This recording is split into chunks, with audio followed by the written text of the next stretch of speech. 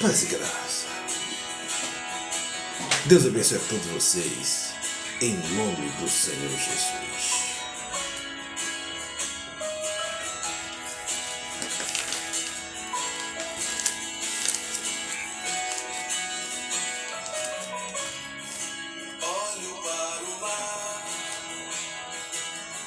Hoje nós vamos estudar sobre o dedo de Deus.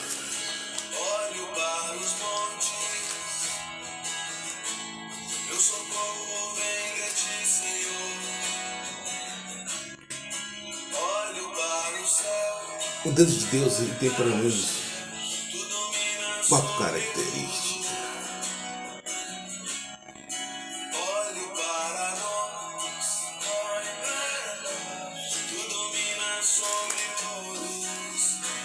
Sejam todos bem-vindos em nome do Senhor Jesus.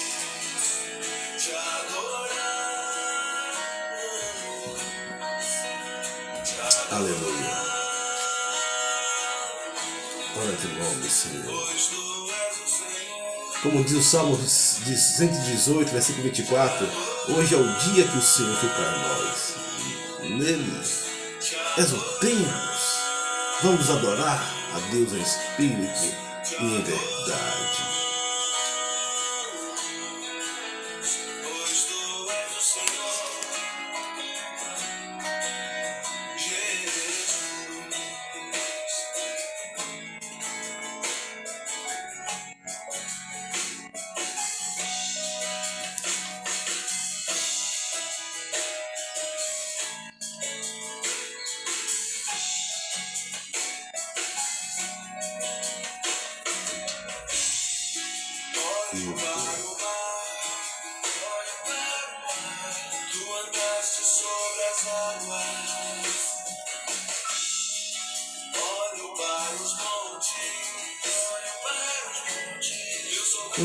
Vem de ti, Senhor, olho para o céu.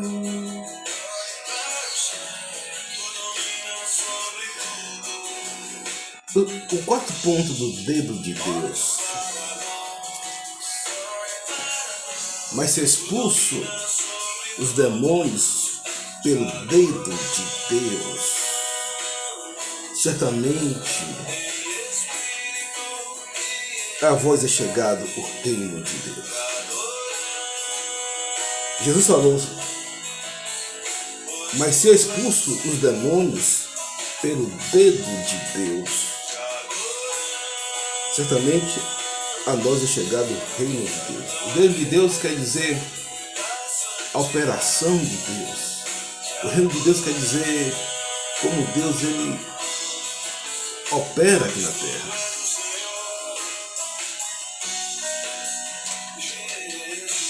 Nós devemos perceber que Deus ele tem a sua forma de agir.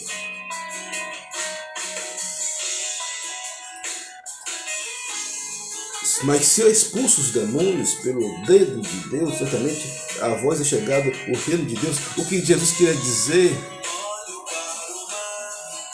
é que ele era conduzido, orientado, instruído por Deus.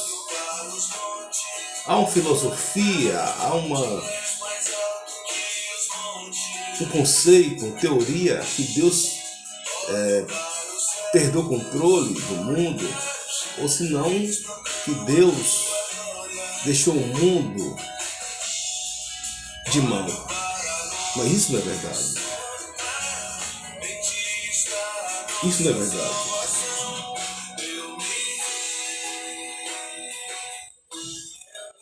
Isso não é verdade porque Deus ele é o mesmo ontem, hoje e eternamente. Deus ele é o mesmo ontem, hoje e eternamente, e sempre será. Deus ele não perde o controle das coisas. A verdade é que o mundo, o cosmo, né? O mundo, existem 2 palavras para mundo. Se você for lá no grego, existem 2 palavras para o mundo, o cosmo e a era. Como Jesus fala, o mundo já do maligno é o sistema do mundo, rege o mundo, né? Mas Deus amou o mundo, o cosmo, o mundo, a esfera, as pessoas, a essência. Mas o sistema, a era do mal, não. Jesus, ele aborrece o mundo. Ele fala que aquele que ama o mundo, né, o amor do Pai não está nele. Então, é necessário nós termos essa questão muito pertinente sobre as nossas vidas, muito congruente sobre a vida, daquilo que nós podemos fazer. O dedo de Deus, mas se expulsa os demônios pelo dedo de Deus, certamente a vós é chegado o reino de Deus. O poder do Evangelho, o poder da palavra, o poder de você exercer a palavra de Deus como ela é, né? Mas se eu expulso os demônios pelo dedo de Deus, certamente a vós é chegado o reino de Deus. Ou seja, o reino de Deus em mim, a autoridade de Deus em mim. Aliás, nós somos produtos do poder de Deus. Mas muito bem, agora é necessário que possamos ter algumas nuances, né? Você precisa ser participante do reino, estar fazendo algo no reino e ver o dedo de Deus na sua vida. Qual o dedo de Deus, pastor? O dedo de Deus é quando você vê a operação de Deus na sua vida. É como você exala o bom perfume de Cristo. É quando você deixa Jesus lhe guiar, lhe fazer um instrumento e você poder ter uma vida abençoada. Uma das coisas também que me chama a atenção no reino de Deus, sobre o dedo de Deus, interessante que Jesus, ele falou, se eu expulso demônios, se falando de Jesus, né? Pelo dedo de Deus, o reino de Deus é chegado entre nós. Jesus, ele tem algo muito importante com essa declaração, né? Milagres, o reino de Deus produz milagres. O dedo de Deus também, a questão de advertência da praga dos piolhos, né? Os magos falaram para Faraó, é o dedo de Deus, e Faraó ignorou. Os magos falaram para Faraó, é o dedo de Deus, né? Cuidado. Mas Faraó ignorou o dedo de Deus. O dedo de Deus não quer dizer advertência, quer dizer que às vezes chama para alertar as pessoas. É como alguém diz que quando as palavras não convencem, Deus usa as circunstâncias, né? E o que Deus quer, queridos, é que possamos desfrutar da vida abundante com paz, com zelo, né? Porque o propósito de Deus, queridos, não é ferir, magoar ninguém. O propósito de Deus não é levar ninguém para o inferno. Deus não é um Deus tirano, um Deus ruim, um Deus mau que quer levar as pessoas para o inferno a todo custo. Esqueça essa ideia. Esqueça essa ideia de que Deus é um Deus que quer levar as pessoas para o inferno e quer levar as pessoas para sucumbir nas trevas. Deus não trabalha assim. A Bíblia fala que Deus é amor, 1 João capítulo 4, versículo 6, Deus é amor. Agora, isso significa dizer que o homem tem as suas nuances que precisam fazer para se chegar a Deus. Interessante que a Bíblia fala, achegai-vos a Deus e Ele chegará a vós outros. Eu me chego a Deus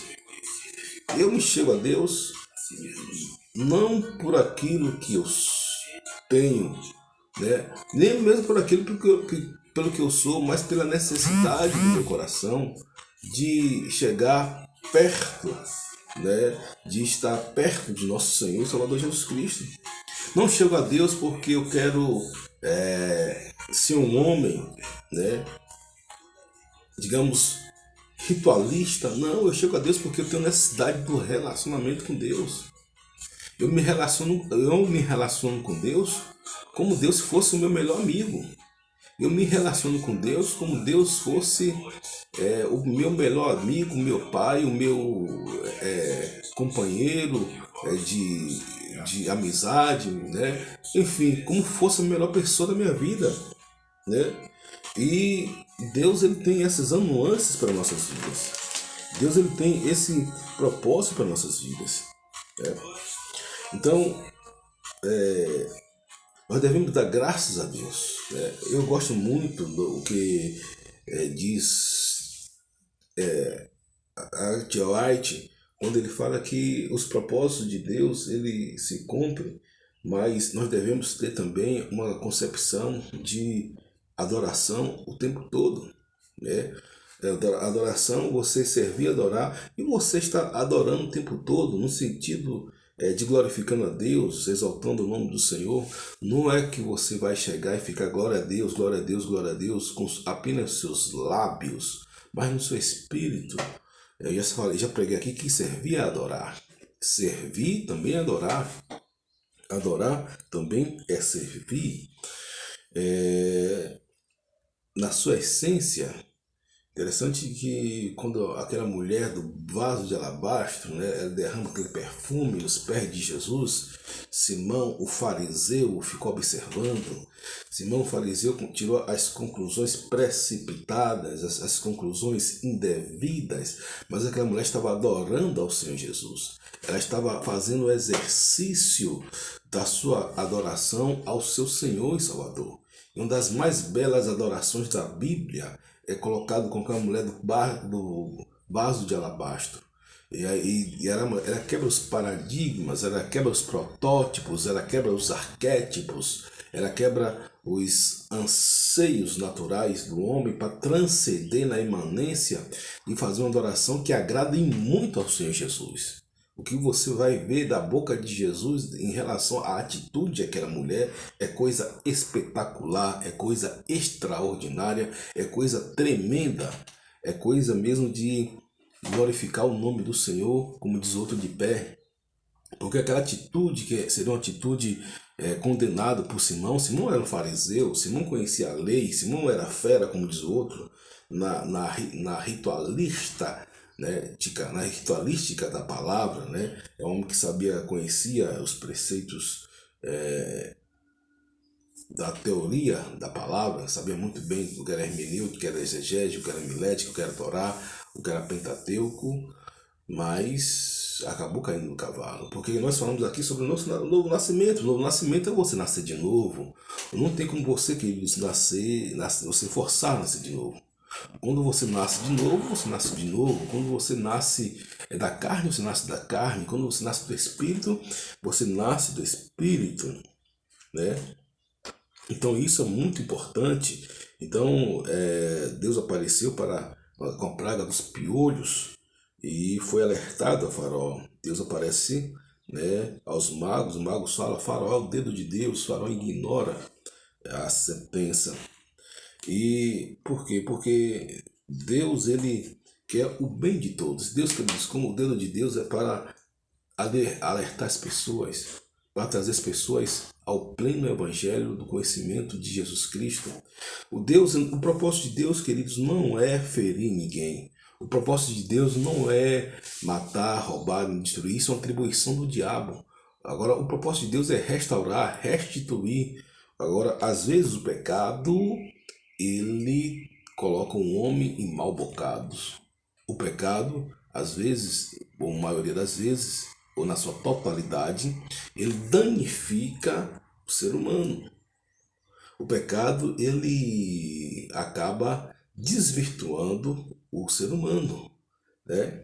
O pecado acaba trazendo essa grégora ruim para o ser humano. E é necessário que o homem venha desfazer do pecado, né? Desfazer dos preceitos do pecado, confessando seus pecados a Deus, não confessando ao Papa, não confessando ao padre, não confessando ao pastor, não confessando ao bispo, não confessando ao apóstolo, não confessando ao presbítero, não confessando ao diácono, não confessando ao secretário da igreja, mas confessando a Deus. Pastor, mas a Bíblia diz que nós devemos confessar os pecados uns aos outros, já que sarei.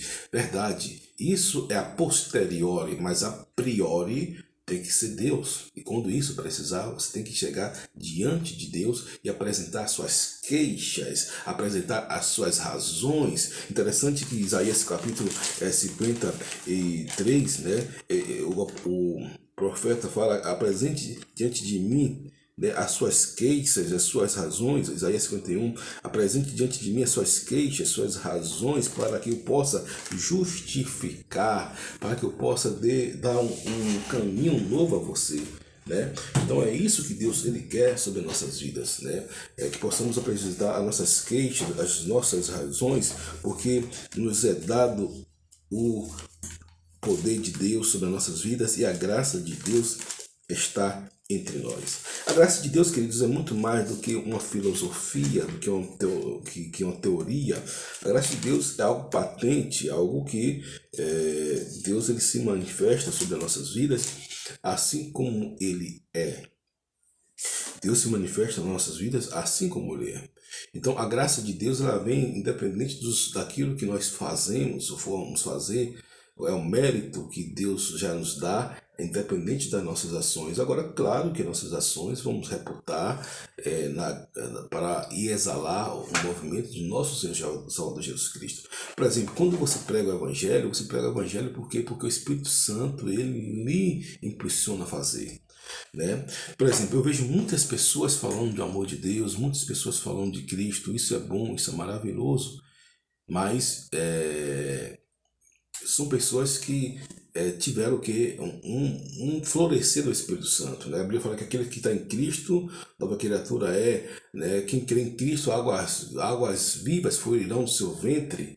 É o meu caso, quando eu prego, começo a falar aqui, quando eu começo a pregar, meu Deus, eu fico olhando assim, meu Deus, quantas coisas fluem na minha vida, quantas coisas fluem dentro de mim, aquilo que está em mim, não produto do Oséias, não, mas produto do Espírito Santo, começa a ser jorrado para fora, começa a exalar o bom perfume de Cristo.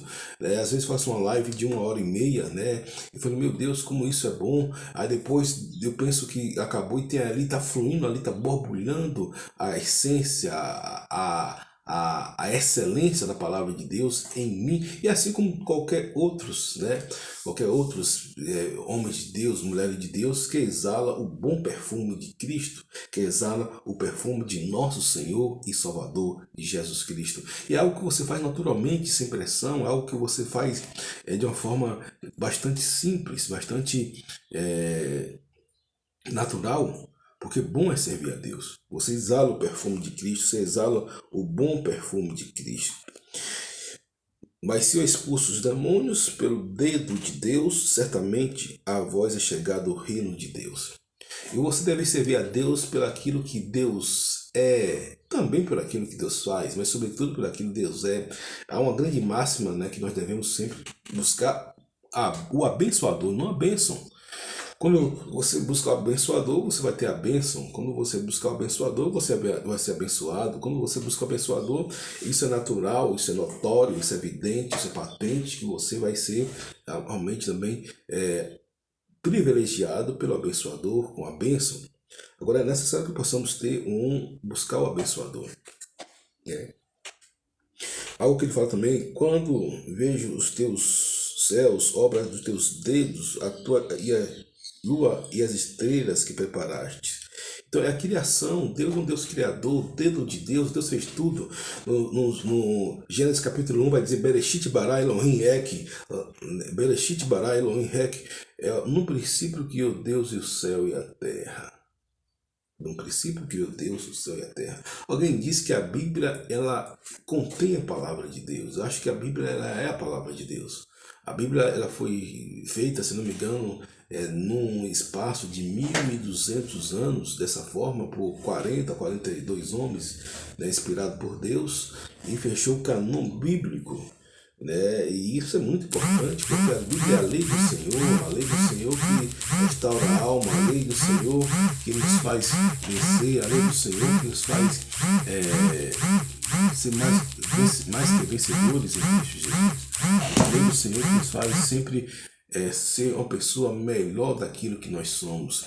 A lei do Senhor que nos dá evidência, a lei do Senhor, ela restaura a alma, porque Deus tem esse poder de restaurar a alma. Muitas das vezes as pessoas ficam focalizadas muito na excelência, na verdade, as pessoas ficam focadas muito nos problemas, naquilo que o inimigo faz, mas não na excelência de Deus, não no abençoador. Ah, porque se eu fizer isso, se eu não fizer aquilo, que você tem que focar em Deus. Deus em você é a esperança da glória. E aqui eu me recordo que nosso irmão Lázaro, eu sempre me recordo, por exemplo, são as atitudes que ele fez. Por que eu pego o irmão Lázaro? Porque foi um produto, né, notório, patente para todos, né, algo que foi notório para toda a humanidade. Claro que existem muitas pessoas no anonimato, né? Você vai ver muitas pessoas que o Senhor tomou para si, dorme no Senhor, dormiu no Senhor, pessoas que não têm assim, não é famoso, não tem notoriedade, né? Mas isso não significa dizer que é menos privilegiado que o nosso irmão Lázaro, porque cada um vai estar na medida daquilo que fez a Deus. Às vezes Deus pega um Paulo e faz uma luz para que o nome do Senhor vai ser glorificado, mas às vezes Deus pega uma pessoa, né, como Jabes, como Tito, né, que não teve uma relevância como Paulo, e o nome do Senhor glorificado de todo modo. A questão é se você vai ser influente, afluente, proeminente, significante, ativo, proativo. A questão é que você precisa ser. Né? Eu sempre falo que não adianta você gravar 1 milhão de vídeos, né? Ou adianta você gravar 1 milhão de vídeos. É o melhor para Deus e você ganhar uma alma. E o cara que nunca gravou um vídeo na internet, né, ganha alma em cada esquina, ou ganhou uma alma através da sua influência. Porque o evangelho não tem a ver com aquilo que você tem, o evangelho tem a ver com aquilo que você é. É como a felicidade. A felicidade você não vai esperar para ser feliz. A felicidade não depende do que você tem.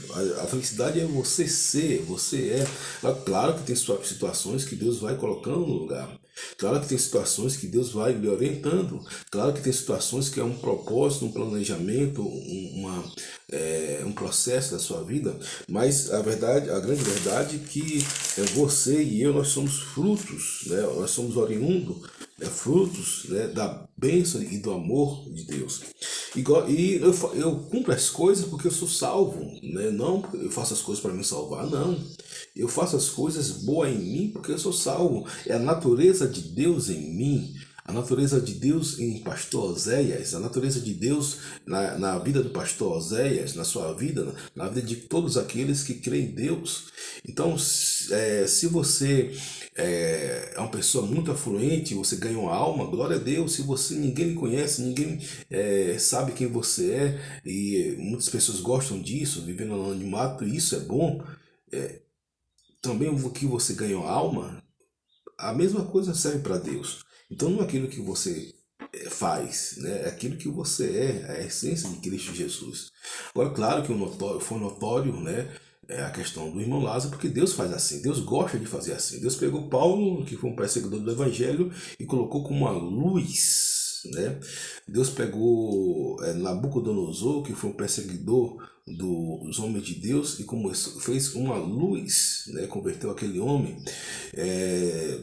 Deus pegou muitos homens, né, e que era perseguidor do Evangelho ou era averso ao Evangelho, e fez uma luz em todos os tempos na nossa era. Porque é assim que Deus opera, é um dos métodos de Deus, é uma das formas de Deus trabalhar, é uma das formas de Deus se conduzir, é uma das formas de Deus ele abençoar as vidas das pessoas. Né?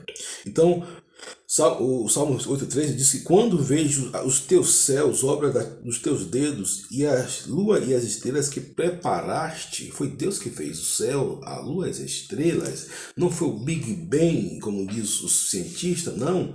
Deus ele fez o homem com o dedo de Deus. Deus formou o homem, a natureza, a flora, a fauna, com as suas mãos, criou o mundo e no sétimo dia descansou, né, repousou, e isso significa dizer que foi Deus que foi o criador de tudo com suas mãos, né, com o seu dedo, com sua palavra, com a sua forma de ser. E interessante que a Bíblia fala que quando ele é como ele é, nós veremos. Eu vejo muitos estudos sobre a questão da Pangeia. A Pangeia é um dos estudos que fala alguns estudos sérios sobre alguns homens que estudam, que se debruça sobre o período, né, pré-dilúvio da humanidade, né? E o período lá de Gênesis, né, da época dos dinossauros. E a Bíblia fala que o Espírito de Deus chocava a terra, Deus desejava a terra, Deus planejou a terra. E é algo que vai se combinar lá no Apocalipse, né? Aí em Daniel, no Apocalipse. Nós estamos vivendo essa era. Né? Mas o bom é conhecer a Deus. Eu sempre falo que tem coisas na Bíblia que a gente não precisa você conhecer. Mas tem coisas na Bíblia que você deve conhecer. Por exemplo, tem algumas questões de escatologia que as pessoas se refurtam a conhecer, mas não tem problema nenhum, são questões mais de conhecimento. Né? Eu, pelo menos, eu amo a escatologia. Eu gosto de escatologia, eu gosto de ouvir os peritos, os caras que disciplinam a matéria. Em cada igreja, os caras que falam de escatologia, eu gosto de ouvir.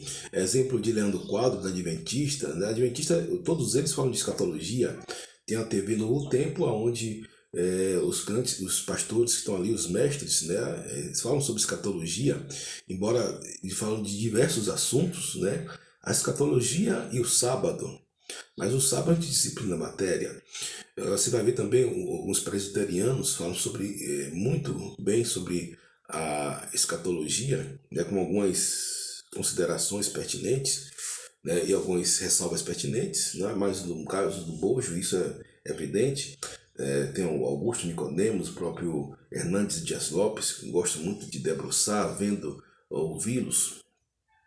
Nós temos também na Assembleia de Deus Napoleão Falcão, João Caetano, enfim, são milhares de homens de Deus que Deus levantou para falar sobre escatologia. Mas escatologia não tem nada a ver com o seu estilo de vida. É claro que isso pelo menos em mim, produz um temor a Deus, produz uma busca maior a Deus, mas significa dizer que tem pessoas que podem ser atraídas por outras matérias da Bíblia, né?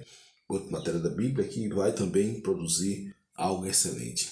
Então, o bom é você servir a Deus, né? Você ter a essência, né, de Deus, como Deus, o Criador de todas as coisas, é o dedo de Deus. Eu gosto da expressão, o dedo de Deus. E a questão, o quarto tópico do dedo de Deus é Êxodo, capítulo 31, versículo 18. E deu Moisés as 2 tábuas escritas pelo dedo de Deus. E deu Moisés as 2 tábuas escritas pelo dedo de Deus. E você vai ver a expressão dedo de Deus em vários aspectos da palavra, né?